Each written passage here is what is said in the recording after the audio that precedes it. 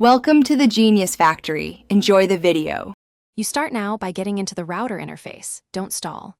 Connect via Ethernet for stability, then open 192, 168, 8, 1 or 192, 168, 1, 1 in your browser and log in as admin. If you have a mobile SIM, insert it first so the router shows mobile settings. Once logged in, navigate straight to mobile network or dial-up. This is where APN controls live. Make sure you have the APN details from your carrier at hand. You will enter them next.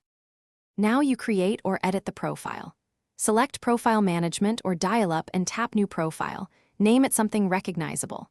Enter the APN exactly as your carrier provided, add username and password if required, and choose PAP or CHAP for authentication. This matters for login stability. Save the profile, then select it as active, click Connect or Enable Mobile Data. Once done, the router will attempt registration. This step changes how your router talks to the carrier network, so accuracy is crucial. Finish by verifying the connection status.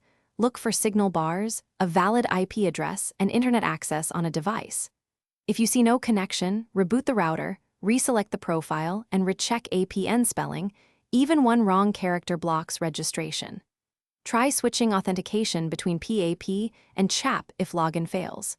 If problems persist, update router firmware and contact your carrier to confirm SIM provisioning. This troubleshooting step resolves most stubborn registration issues. Thanks for watching. If you found this helpful, don't forget to like and subscribe.